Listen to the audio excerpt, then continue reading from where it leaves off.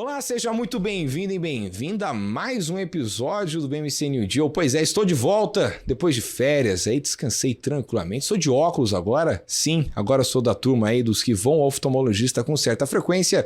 E é claro, vamos bater um papo hoje super bacana sobre precatórios. Pois é, né, que o BMC New Deal, que você já está acostumado, que é um programa que a gente centro alternativos. A gente recebeu o pessoal de música, de vinho, né, de biotecnologia, nossa, tem coisa pra caramba aqui, tem reciclagem, enfim, a gente vai falar sobre investimento em precatórios. Mas antes de eu apresentar aqui o meu grande convidado, o Vitor Cajano, deixa eu aqui agradecer ao nosso parceiro nesse projeto, a Rush Capital, que está conosco aqui no BMC New Deal. Então você vai lá, entra no site deles, que eu tenho certeza absoluta que vocês vão conseguir lá investir bem bacana. Eu tenho conta lá, inclusive, eu adoro acessar lá o site deles, tem muita ideia bacana, tem até como você investir em obra de arte. Por exemplo, lá tá Tomi Otaki. Nossa, tem coisa pra caramba. Tem como você investir nas músicas do Toquinho, enfim, super bacana. Então vai lá, dá uma olhada, entra aqui no QR Code que tá na tela, tá certo? Vitor Cajano, CEO do Precatórios do Brasil, seja muito bem-vindo. Muito obrigado. Muito aqui obrigado. É o BMC New Deal. Vitor, você sabe como é que é o esquema aqui, né? É bem tranquilo. Né? Eu falo um monte de besteira, o público já de casa aqui já tá sabendo já, a gente vai junto nessa. Então eu queria entender, cara, o que é precatório? Porque eu não entendo nada disso, entendeu? Eu vou falar pra você, vou ser muito sincero, só sei de precatório por causa da PEC. Sim. Tive que estudar sobre isso.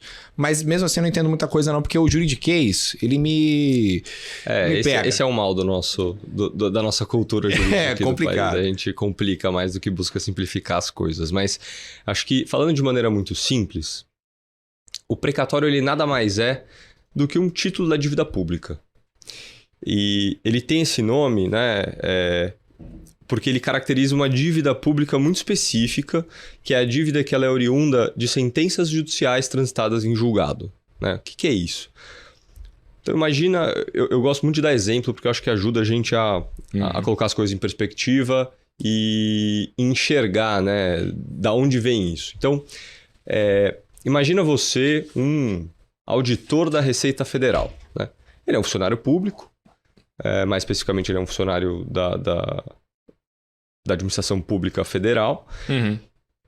Ele tem lá o salário dele. Aí você imagina que saiu uma lei em 98 que ajustava o salário dos auditores fiscais do Alagoas.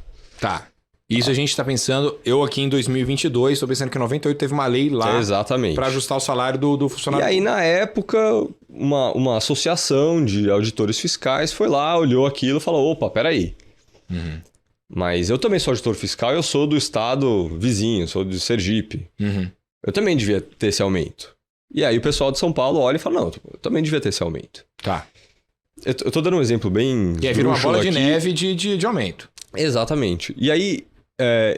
isso é só um exemplo mais extremo para demonstrar uma situação em que é comum de equiparação salarial ou de benefício, que incide sobre especialmente salário, né?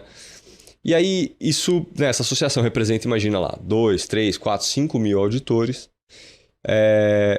Na época, o reajuste não era muito grande, mas eles entram na justiça para pedir esse ajuste. Tá. Olha, tem um ajuste aqui de 20% da minha remuneração nesse período aqui e eu não recebi isso. Só que você tem 2 mil auditores fiscais lá falando a mesma coisa. Uhum. E mais 20 mil auditores fiscais espalhados pelo Brasil pedindo a mesma coisa. Então, esse processo, ele, como todo processo no Brasil, demora. Né? Uhum. Apesar de já ter evoluído muito, os processos, de modo geral, eram muito mais lentos e ainda são lentos hoje. Em parte é razoável que seja assim, mas é da natureza desse tipo de processo que demore. Uhum. Então você imagina que eles ficaram discutindo esse processo por 20 anos na justiça. E 20 anos depois eles ganharam, não tem mais recursos que a União pode entrar, vão ter que pagar o ajuste. De 20 anos. Lá dos 20%. Lá de 20 anos atrás. 20 anos atrás. Só que de 20 anos para cá, esse dinheiro ficou... Essa dívida foi sendo corrigida, atualizada monetariamente, teve incidência de juros, uma série de correções monetárias e ajustes que são feitos para que, né, a gente tenha...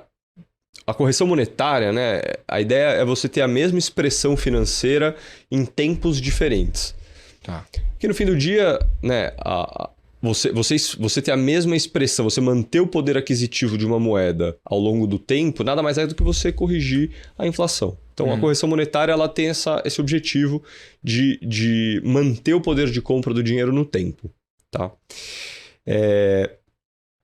Então, e além disso, por não ter pago a dívida que ele deveria ter pago lá atrás, há 20 anos, ainda tem a incidência de juros para remunerar o dinheiro que a pessoa poderia ter investido, que a pessoa poderia ter colocado em outro lugar e ter uma remuneração sobre esse capital. E isso tudo, essas remunerações todas, essas correções todas são determinadas por lei, né? Então, você imagina que uma dívida que começou lá atrás por o equivalente a 10 mil reais, hoje virou uma dívida de 200, 300 mil reais, entre juros e correção monetária. De 2, 3, 5, 10, 20 mil auditores. Tá. Então, as cifras acabam ficando grandes por causa disso, né? É muito tempo de correção, é muito tempo de juros. E aí chega lá no final do processo, isso é por conta da maneira como o Estado é organizado financeiramente, a dívida é reconhecida, então o precatório nada mais é do que um reconhecimento dessa dívida, olha, não tem mais recursos que União, posso entrar na justiça, então eu não tenho mais como discutir essa dívida. E aí, para essa situação, dá-se o nome de trânsito em julgado. Não há mais recursos, não há mais o que discutir naquele processo. Então, permanece o que foi decidido. Nesse momento, o juiz da causa ele vai lá e fala, olha, União, pague ao fulano, ao auditor, tantos mil reais. No que ele faz isso, existe um protocolo que ele tem que respeitar para fazer isso, que é literalmente um papel que tem o nome da pessoa, o número do processo, quanto que é a dívida, quanto que são os juros e etc., detalhando para quem deve ser pago. Muitas vezes, ao longo desse processo, as pessoas morrem, tem herdeiros, as pessoas vendem o crédito porque elas não aguentam mais esperar ou precisam do dinheiro. Então, tem lá para quem deve ser pago e isso é o precatório. Tá. É um cheque. Então, peraí, vamos resumir.